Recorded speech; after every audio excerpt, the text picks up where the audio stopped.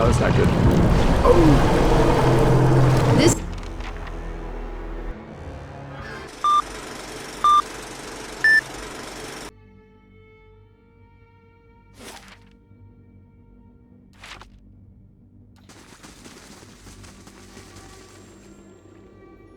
Certainly. Let us...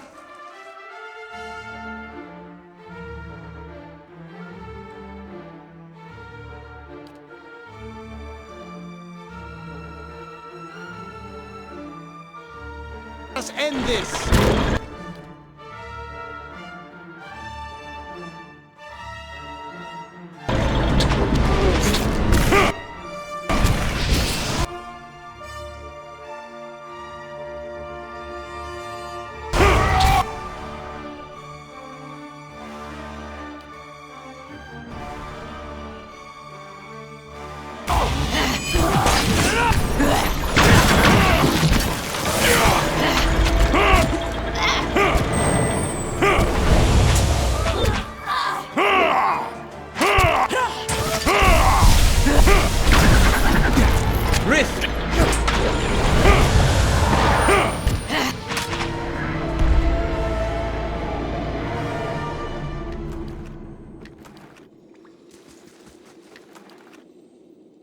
Certainly.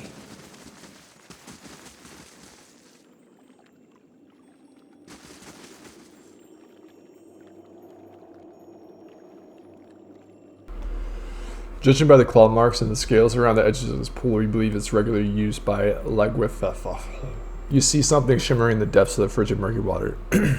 Dive in yourself. Blah, blah, blah. I always like to send the devil because she can be stealthy, so. The devil dives in, immediately feels the cold light of water. The water is calm, but a person in a weak constitution will suffer greatly if submerged for more than a few minutes. Okay, so constitution. Don't know which character has the most constitution. So, constitution 12, 10, 13, 17. There we go.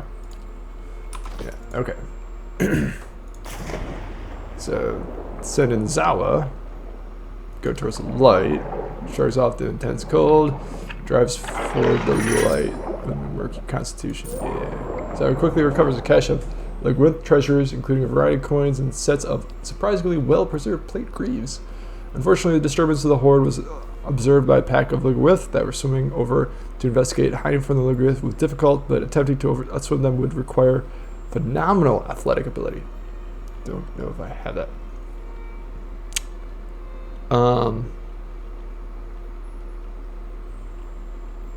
Swim to the surface. Launched ourselves out of the lake and began to swim towards the surface. Unfortunately, out swimming a band of determined Legwith is difficult even under best circumstances. One of those legs is horribly mangled in the process of escaping from the pool. Moments later, they leap from the pool.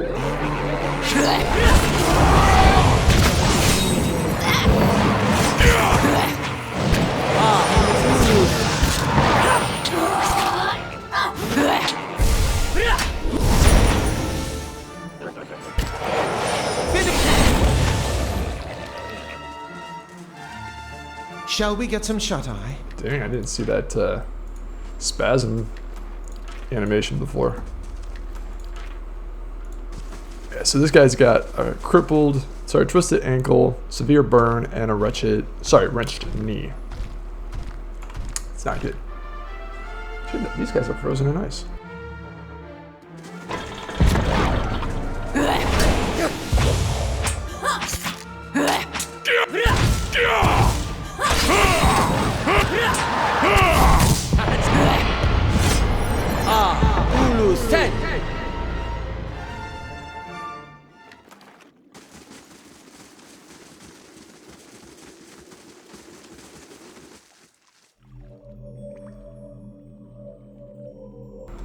Interesting. Maybe I should do this. Perhaps that's why Andred led me to you after all. Alright, I'm gonna, can't.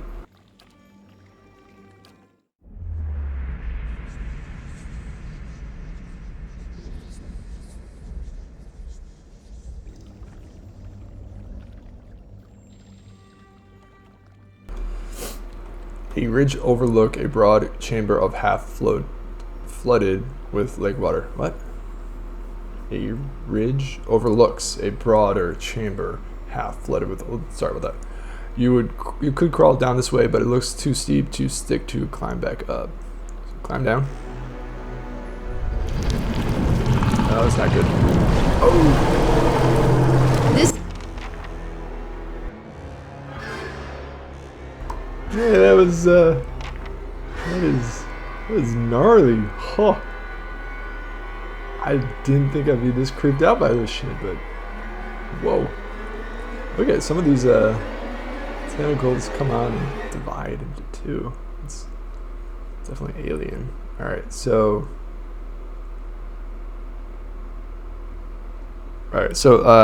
quest was just updated. Lair of the Eyeless. Defeat the Kraken. Andra left a Kraken in Cairn's Scar long ago to protect the place where her eyeless lie dormant. It now stands between me and the crystal I need to strike. Alright, well.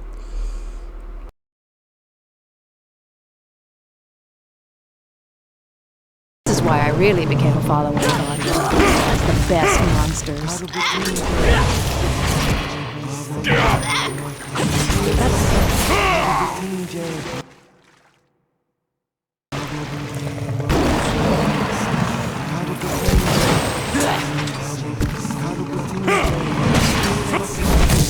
Finish them!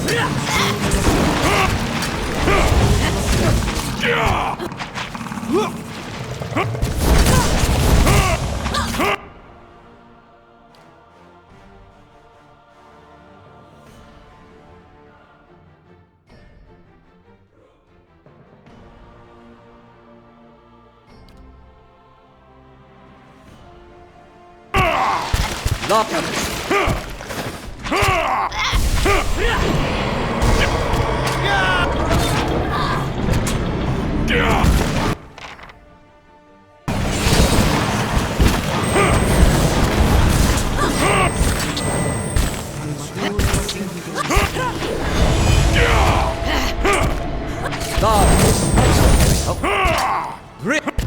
Shall we get some shot?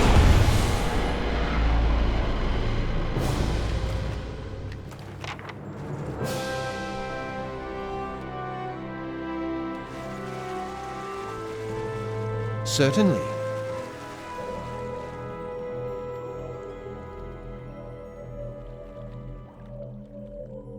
Whew. For a second there, I thought it was frozen. An enormous crystal just from the wall like a spearhead, protruding from a wound. An army of reflections stare back at you from the crystal's perfect facets. It echoes the sounds of your footsteps in soft ringing hums. Someone will have to take up Abaddon's hammer and strike the crystal. And Andra warned that whoever does it so will be buried in this place with the eyeless. Whom do you choose? Draw lots. I already forgot. So we're gonna take a step back. We're going to I'm ready. talk. Need something? Pallegina's eyes glimmer with divine spark as she coolly prays you. Need something. I was wondering about your order, Brotherhood of the Five Sons. How do you people in Bellingham feel about the godlike? You're one of the godlike, aren't you? So that's how the small side. That's what they call me. Yes, I've never met a god, so I don't know what they're like. I can't say why anyone else presumes to understand why I was born this way. How do you people in Bellingham and Repellix feel about the godlike? Like with anyone who's different, most people are curious or afraid, and if they're afraid, they get angry and they want to make sense of the world, and the people like me can be confusing. And believe me, people are easily confused. Her tone becomes more serious as her voice and gaze drift off. After a long moment, she looks back at you. We all have to protect ourselves, or matter where we are. Being different means always looking over your shoulder, no matter what. Where in the village in the Republic are you from? Born in a fishing village near Begepe? Can't remember the name. I was only there for a few years. My best memory was leaving the place. Like all other brothers, I grew up under the Ozian Bastion. It wasn't easy, but I preferred to gutting fish. Why are you concerned about animacy in Defiance Bay? People look at the Republic as a nation of traders. We do engage in such commercial trade through Defiance Bay, but the greatest value we have found is not written in a ledger line, it's intellectual wealth, the ideas that we exchange. The Druidwood and the Valiant Republics are the world's leaders in animacy. If the Druidwood Institute prohibits against research and practice of animacy, it will have serious repercussions for the Valiant Republics. Do you see that animacy as just something to be traded? Do you think there's dangers in animacy? She's an Norse. I'm not a scientist, but I believe animacy can benefit us all. There are so many ways. Questions to be answered about who we are, why I'm the way I am. If we can answer them, maybe we can make a better life for everyone. Do you think there's dangers in anime? Of course it's dangerous, but we who live in the Eastern Reach, we are children of pioneers. We sought out danger.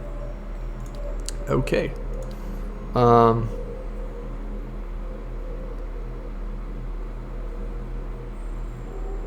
Do the Republics view the Edirn Empire as a threat?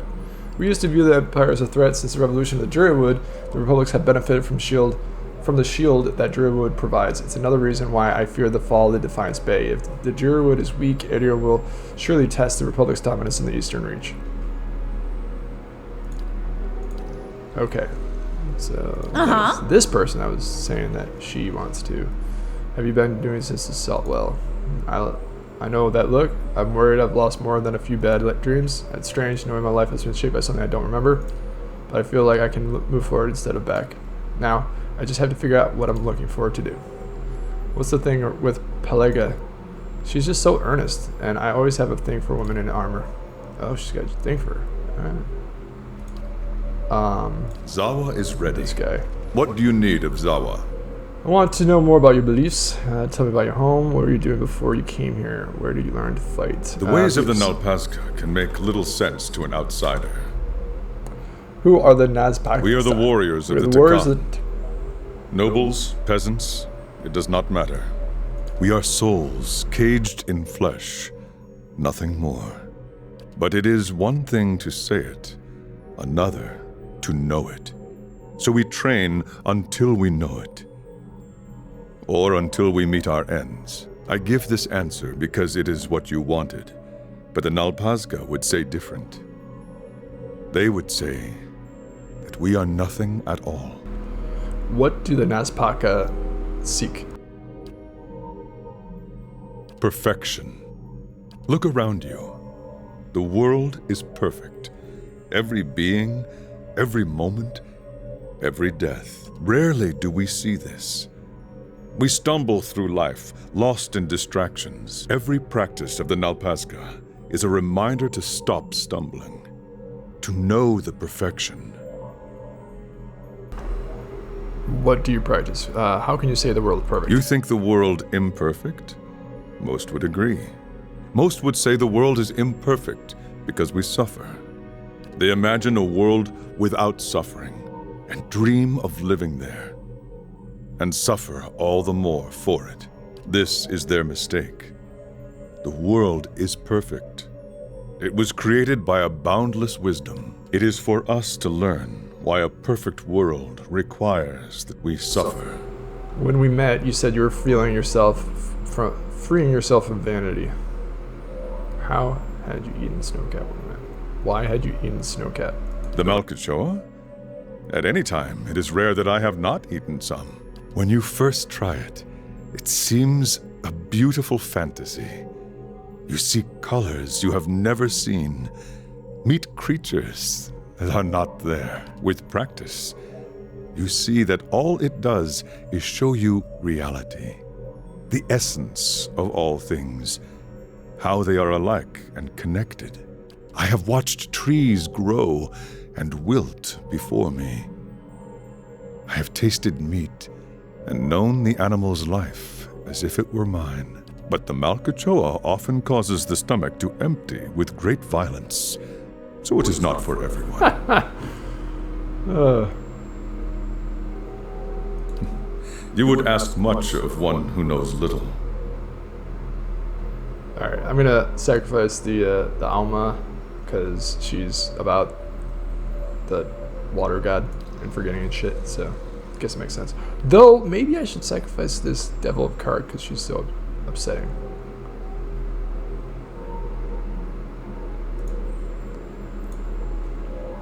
Devil of Kark.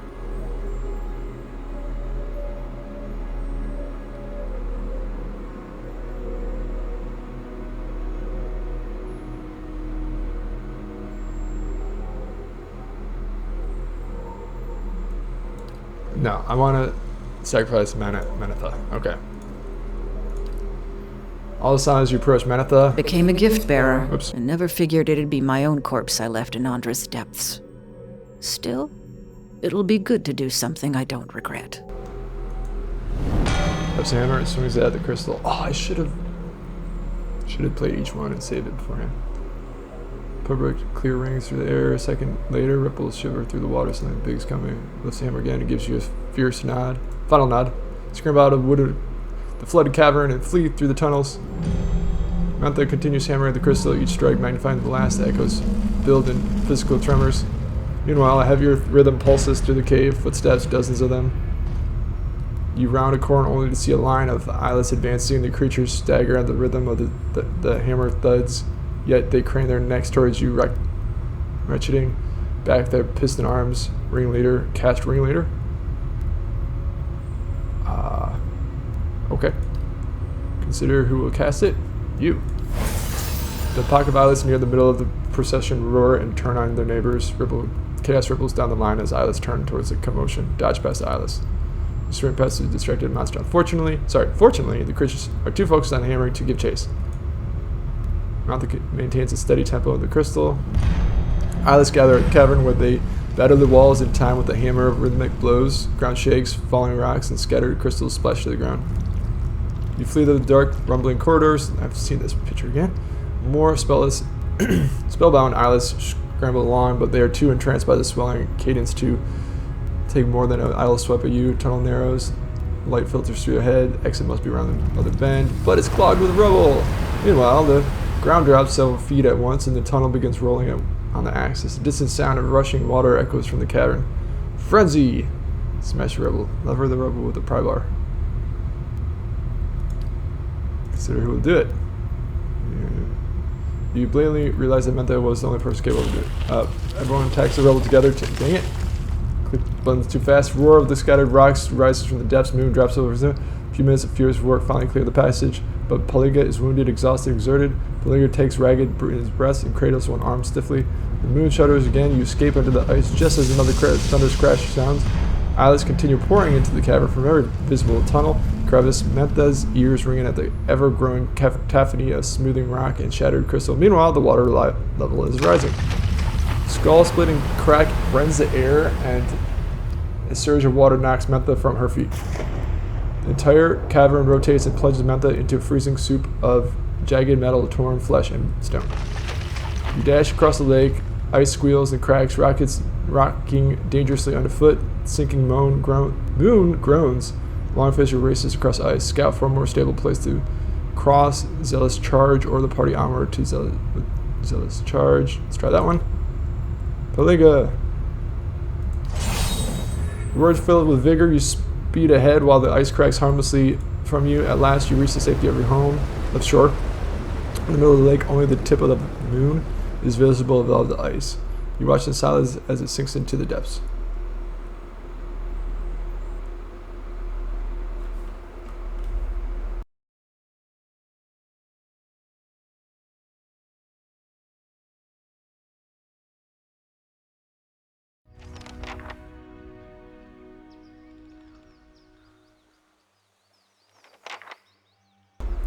Alright, you stand at the edge of the lake. The bobbling of the ice and the rippling of the water surface slows until you're looking at a moment frozen in time when the world begins moving once more and moves in reverse.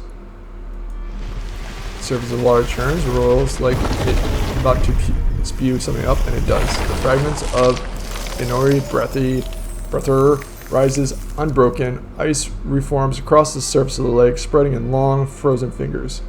Eyelets fill out of the moon fragments and onto the ice, and they wind around the moon in an ever-widening spiral. They stop at the head of their line, reaches you.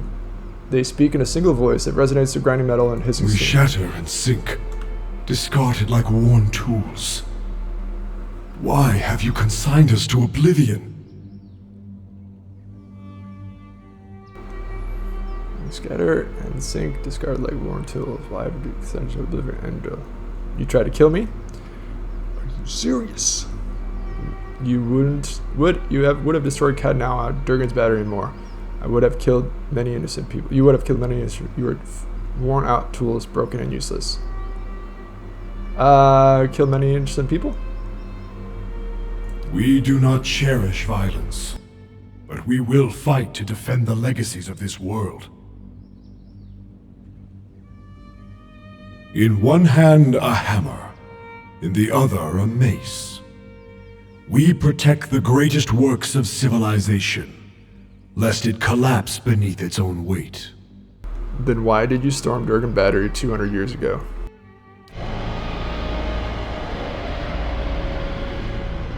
We would sooner sacrifice our own bodies than dislodge a single stone from such a place.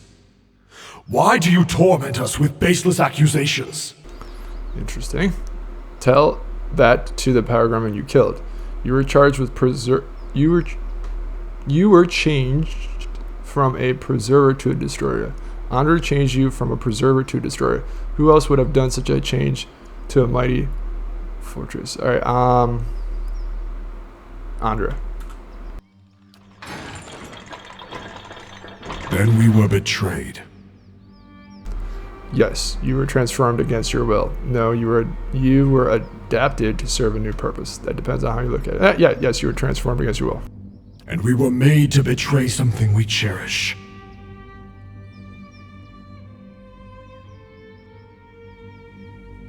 You feel their bitter agony like a hammered strike. The legacy of the Iguithians, you mean? The bedrock of civilization. Suddenly they attack the ice beneath them, slicing and shattering it like mighty swings from their iron arms, and where the ice breaks, ancient towers rise, blotting out the blue sky and white peaks. What is this? Andra wanted Iguithian civilization forgotten. Better for her tides to ebb and her seas to dry up than to cover a single stone the Iguithians laid. Each culture builds on the bones of the last.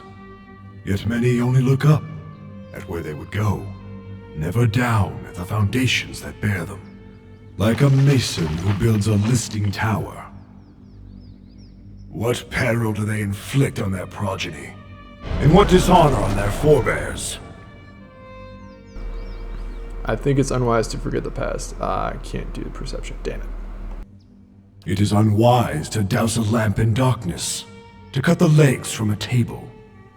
This forgetting is suicide, heresy. Every advance in the crafts and institutions of Kith was forged by skill and sacrifice. A people cut off from their history will wither, and they deserve no less. People cut off from their history will wither. Then what do you suggest? No, they'll be free to choose their own path. Then what do you suggest? To pull the blinders from the eyes of gods and Kith.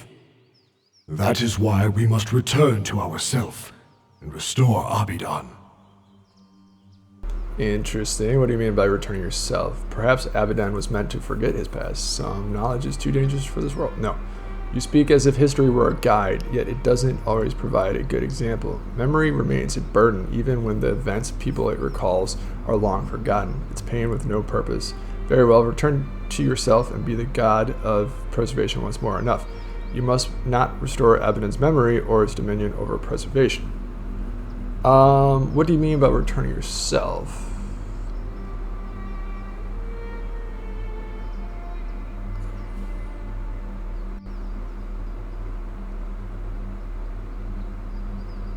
Huh. I like this one. But let's... Then do not look to it for one. History is not a moral force, but a set of facts. These facts show Kith where they have come from, and how to move forward. The Pilgrims were obsessed with the past. They died in the keep they built to honor it. The Dairwoodians and Gladfethans have fought 2 wars over their history. They still haven't moved forward. Stalwart and the Iron Flail remained at odds even in the face of a bigger threat, all because of their history. Devil's history has only perpetuated a cycle of bloodshed. I've said my piece. I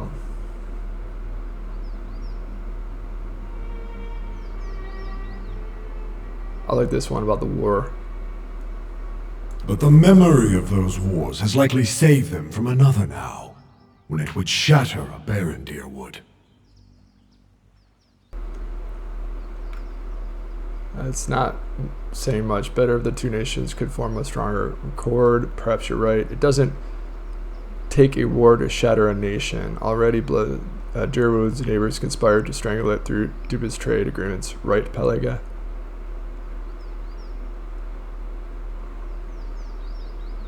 Ah, in the Republics, we call it the Golden Sword. It doesn't need to be bloodied to kill. And you think it is grievance and not merely opportunity behind this treachery? Maybe so. But we would not cast history aside over one such example. Alright, let's do another one. Stalwart and the Iron Flail remained at odds even in the face of a bigger threat, all because of their history. No. The dwarves. And their brethren have built a culture that stretches across Eora. All because they recognize the importance of their shared legacy. Yet the Pargrudians of Durgan's Battery might have built more if they surrendered their obsession with legacy and moved east. And before you killed them, they nearly destroyed themselves, arguing the means of that legacy. Legacy is an idea. We shouldn't prize it over lives. Well-being of Kith. I see your point.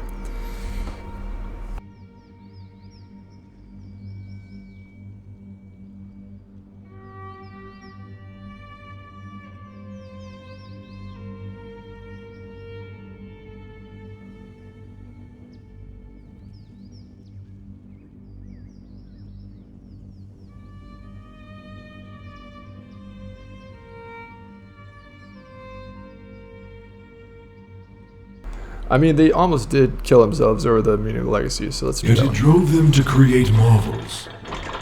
Could it have torn them apart with equal force? We admit that history can become a hindrance. Even so, we must restore Abidan. Alright,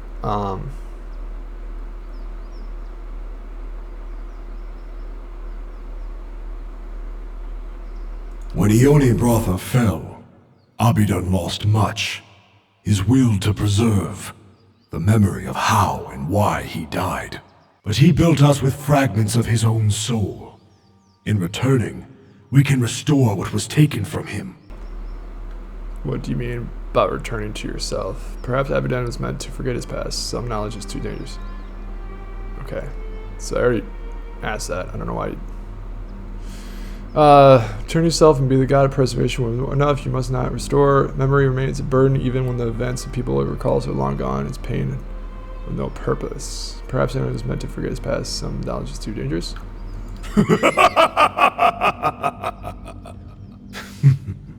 A facile argument. One that defends stasis, not progress. Andra said Abidan's memory would threaten the peace between gods. Kith shouldn't have anything as powerful as the White Forge. Animacy has made no progress, yet it's responsible for witches, the burn of the incident, and the swindle of desperate families. Aloth, you were part of the Leaden Key. Surely you understand why its secrets need to be kept. I don't understand. Who's Aloth? Kith? With the ability to bind souls to metal, you mean? You helped the Crucible Knights pursue a similar power in the Forge Knights. Do not condemn knowledge when it becomes inconvenient for you. Hey, shut up. Let's do the Andra. Just as fire clears dead wood from a forest, struggle makes way for new developments. Flame rolls across the ice as it dies away. Clumps of ice melt. Towers rise higher. Conflict is part of progress. Peace and ignorance is not worth keeping. Conflict is part of progress. Peace is and ignorance is not worth keeping. Animacy has made no progress, yet is responsible for all this crap. And what great achievement has not begun with failure? Would you condemn the world to stagnation simply to avoid it? That depends on the price of failure. Animacy has cost too much and achieved too little to justify itself. I fear Animacy's success more than its failure. If people with mastery over their own souls will leave nothing to chance. That's true stagnation. Boom. We had not considered this. Still, you point to an exception. Aloth, you're a part of the Leaden Key. Surely you understand why some secrets need to be kept. All too well. The Leaden Key's methods may not be perfect, but they protect Kith from themselves. We cannot defend the intentions of a group that kills to hide secrets. Yet how many more would suffer without their intervention? People went mad in Defiance Bay over the murder of a duke. Imagine what they'd do if they knew one god had killed another. We concede that some knowledge is best forgotten. Even so, we must restore Abidan.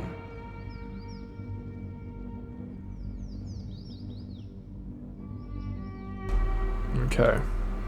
I mean, I feel like you're supposed to be working to convince them not to rise to history thing, but I mean, I kind of want that. Grithians are pretty awesome, you know? Okay, so memory serves no purpose, I guess. Let's try that one. Burdens strengthen the bearer, and they warn against repeated mistakes. See, these guys make sense, though. Why would you discard them so hastily? I'm awakened. I'm tormented by questions from past life. Zahua witnessed the fall of his people. He spent his life weighing down by the trauma. All civilizations run their course and fall, just as the people in them grow old and die. And yet to endure in memory is a kind of immortality. Would Zahua condemn the Takan to a second death, merely to escape the pain of their loss? This pain is a gift to my soul. I am glad to remember them. You see, such pain has value. A rare opportunity, for you have the chance to answer them, to do things left undone. But those things don't matter now. If I was able to leave them behind, then obviously they weren't important. Sometimes moving on this way to move forward, remove stuck in the That bars. presumes that some questions cannot be resolved. Yet such destructive memories are rare, and we have listened. Alright, very well. Return yourself to Abaddon. Let's do it. We shall see this world and its people restored. The great wind shoves at your back, ears pop, and you feel a moment as if all the air is being sucked from the sky. Suddenly it ends, and you are standing in the snow, looking over Kern's scar. The Eyeless disappeared beneath the lake, their bond to Andra finally severed. With this threat ended, hope returned to the White March. Hunters returned to the wildernesses, and travelers to the roads. Tales of the Watcher's bravery replaced stories of monsters in the woods. The villagers of Stalwart busied their hands with work and their tongues with song, eager to seize on the promise of peace.